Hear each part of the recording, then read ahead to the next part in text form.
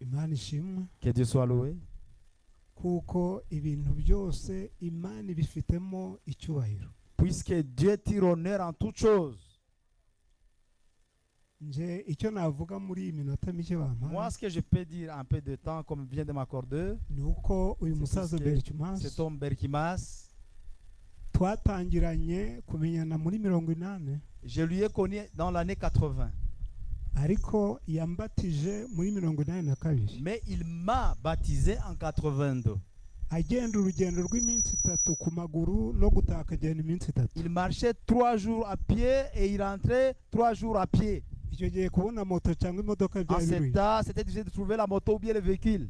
nanjye igihe najaga kumusura nagendaga iyo minsi Moi aussi, quand j'allais lui rendre visite, je faisais voyage de nkagera séjour. iwe ibirenge byatobotse J'arrivais chez lui quand j'avais des plaies sur le pied. gukura ikirenge mu kirato Pour faire sortir les souliers dans le pied, ugasanga ibiremve by'amaraso byafatanije amanono. il y avait du sang dans les souliers. ni umugabo witangiye umurimo cyane muri C'est Karehe un homme qui était dévoué pour l'œuvre de Dieu dans Calais. kuko umurimo muri Karehe kuba mugari kuriya Parce que l'œuvre qui a été vaste dans Calais, ni uko ibirenge by'uyu musaza yakandagiye. c'est puisque les pieds de cet homme ont foulé là-bas. yatubatije turi abantu 7 Il nous avait baptisé état 7, tariki 17 le 17 z'ukwezi kwa 12 décembre 82 en 82 saa 4 za mu gitondo à 10 heures du matin. hari ku cyumweru. C'était le dimanche. ubwo rero kuva icyo gihe Depuis ce temps, twakoranye je travaille avec lui nk'uko umwana akorana na se comme l'enfant travaille avec son père. kugeza uyu munsi dutandukaniye hano ku En cyangwa. ces jours où nous nous séparons ici au cimetière. mwifurije kuruhuka neza. Je demande au Seigneur qu'il lui donne un doux repos.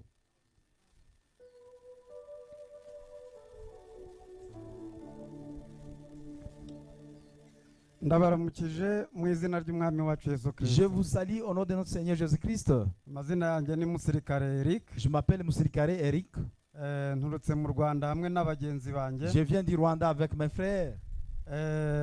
Kandi muhumure mwese. Et puis soyez consolés tous. Imana ibakomeze Que Dieu vous console.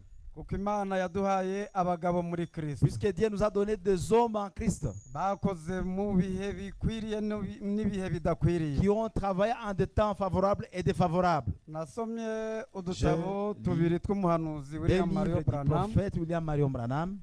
Kamwe kavuga ngo Josué imva yageriye. L'un disait eti Yoshua mpiganaji mkubwa, Yoshua murwanyi ukomeye. Akandi L'autre. David imva yageriye. Daudi mpiganaji mkubwa, Daudi murwanyi ukomeye.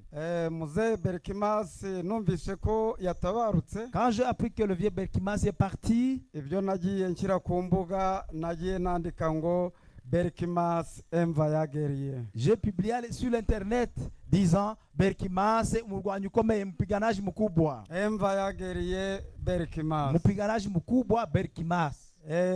Yarwanye intambara nziza. Alipigana vita nzuri. Yagiye adusanga kandi mu buryo turimo Il nous a trouvé akabyihanganira. dans toutes les conditions, il a supporté. I Kigali, À Kigali, i Batima, à Batima, i Bugesera, à Bugesera, mu nkambi Karongi, dans les camps de déplacés à Kalonge, i Byumba, à Byumba, mu twasambure twacu two mu Rwanda. dans de petites assemblées au Rwanda. Uko twabaga tumeze Tel que nous étions, aza akaduha ibitaramo. il était venu pour tenir des conversations. Tugenda dukura. Nous avons grandi. None Maintenant, turiho nous sommes là kubera yaradusuye. parce qu'il nous a visités. None natwe turi kugenda tugera ku rugero rushyitse. Nous sommes en train d'atteindre une stature parfaite. Yakoreye Imana, Il a servi Dieu. Imana izamuhemba. Le Seigneur lui rendra ce qu'il a fait. Uwo murwanyi ukomeye C'est un vaillant guerrier naruhukire mu mahoro. qui repose en paix. Imana imwakire. Que le Seigneur l'accueille.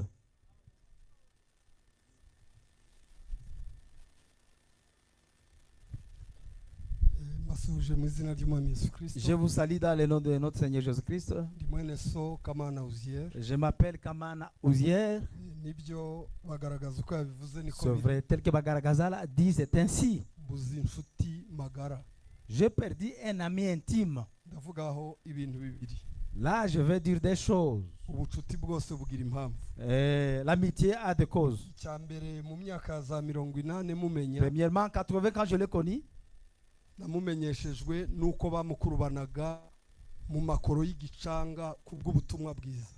je l'ai connu parce qu'on le tiraillait dans les pierres de Kichang à cause de l'évangile. Kubw'ubu butumwa À cause de cet évangile, bamukurubanye mu makoro y'igicanga. on l'a tiré dans les pierres de Kichanga. Amaso yanjye abibona. Moi, je voyais cela. Namufataga nka Yohana ku kirwa cya Patimo. Je lui ai considéré comme Jean-Baptiste sur l'île de Patmos. Icya kabiri Deuxièmement, mbuze burundu. que j'ai perdu. C'est ma bibliothèque. Yeye alikuwa gala langu, ikigega C'était cyanjye. ma bibliothèque Ya- de l'histoire du message dans la région. Yari ikigega cyanjye cy'inkuru y'ubutumwa mu karere. Moïse est parti. Mose yaragiye, Il est parti avec son dos. yagiye impano ye arayijyana.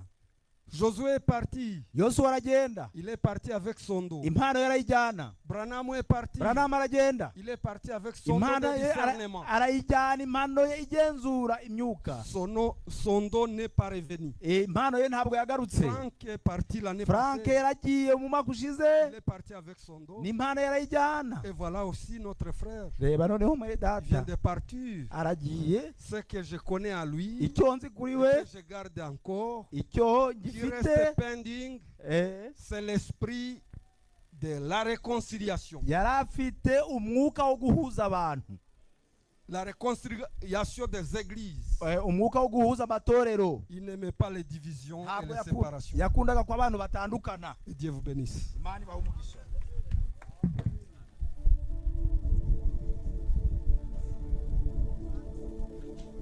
nanjye nishimiye kubasuhuza mu izina rya Yesu Kristo. Je vous salue aussi au nom de Jésus-Christ. Izina ryanjye ni Mbonyinshuti Salomo. Je m'appelle Mbonyishuti Salomon. Ubu nkorera imirimo y'Imana muri Uganda. Maintenant, j'ai œuvré pour l'œuvre de Dieu en Ouganda. Ariko ni umuvukire w'Ikabizo. Mais je suis né à Kabizo. Icyo mvuga ku mukambwe Berkimas Ce que je vais dire concernant Berkimas, uhereye 81 depuis 81, niho namubonye, je le vis. cyane cyane ko yari inshuti ya Semateka Surtout Pastor que- Kabizo. Il était ami à Semateka, le pasteur de Kabizo. yahemye gusura iryo torero. Et il venait en visite à cette église. Umugabo w'Imana nibwo namumenye neza cyane. C'est là que je connus le serviteur de Dieu. Umugabo uzi kwibuka cyane. C'était un homme qui avait un souvenir. akamenya umunsi mwabonanye n'ibyo mwaganiriye. Il reconnaissait les jours où vous vous êtes rencontrés, ce que vous aviez parlé. Mu bagabo twari dutunze Parmi les hommes que nous avions, niwe ko afite impano y'umwihariko celui qui avait un don spécial, yo gutanga amateka y'ukuntu byatangiye.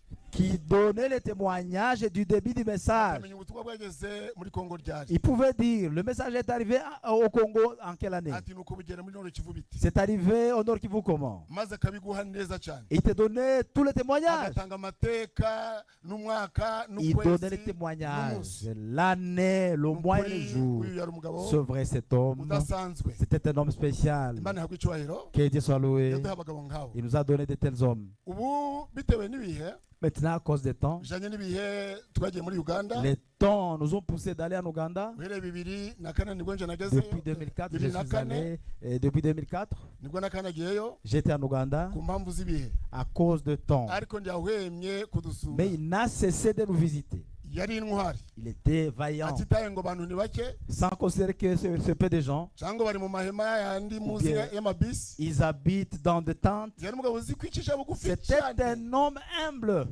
akarya ibyo abonye, Il mangeait tout ce qu'il trouvait, akanywa icyo abonye, il buvait tout ce qu'il trouvait, akaryama uko abasanze. il pouvait dormir dans les conditions où il vous trouve. yasuye Ubuganda cyane. Il a visité l'Ouganda. uhereye Icyaka Depuis Achaka, twe tukiri bake, nous étions moins nombreux. ariko ubu rwose hari amatorero magari Maintenant, il y a des grandes églises. kandi niwe wabigezemo uruhari. Et c'est lui qui a pris une grande part. yasuye na Kivale. Et il a visité Nakiva. ubu hari amatorero magari. Il y a beaucoup des églises, des grandes yasuye églises. Cyangware. Il a visité Chankware. quoi? ndetse saho gusa Et c'est pas seulement no muri là-bas. Kibare Il a visité Kibare. aho hose hari umurimo Partout w'Imana là-bas, il y a l'œuvre de Dieu. ntabwo ari aho gusa C'est pas seulement là-bas. ndetse n'i Kampala mu kibuga Même à Kampala, ubu hari itorero à Kampala, il y a, kandi dans ayo la matorero capitale, yose il y a une église, toutes ces églises. Berkimas yagizemo uruhare Frère Berkimas, il part. n'abandi bakozi Et baradusuye les autres serviteurs, ils ont visité. ariko Mais ku mbaraga Imana yasize par la puissance uwo que mugaragu Dieu w'Imana a mis sur cet homme de Dieu n'ubumenyi yamuhaye et la connaissance qu'il lui a donnée, ubu ubuganda buhagaze neza cyane maintenant l'Ouganda des églises bahagaze mu nyigisho nzima en bonne position. ushobora kuhasanga abantu basa namwe Gasika Tu n'ahandi peux trouver des gens qui ressemblent Kubw'impano aux gens de Kassika Imana Yaye yahaye uwo à mukambwe. cause du don que Dieu a donné à cet homme nasezere qu'il aille. ariko no mu bwato habya tuti asoje neza Mais en Ouganda, nous disons aussi qu'il a bien terminé. Imana ishimwe Que Dieu soit loué. imuha iherezo Il lui a donné la fin. ariko dusigaranye Mais imbuto nous z'umurimo we restons avec le témoignage de son œuvre. yemwe Imana imuri ko ryiza murakoze Que Dieu lui donne un bon repos. Merci. Ndiyo, tumejengwa sana Nous kwa avons été ushuhuda édifiés à ule, cause du témoignage. na tutapokea Dr. Boss Et nous allons accueillir le docteur Boss.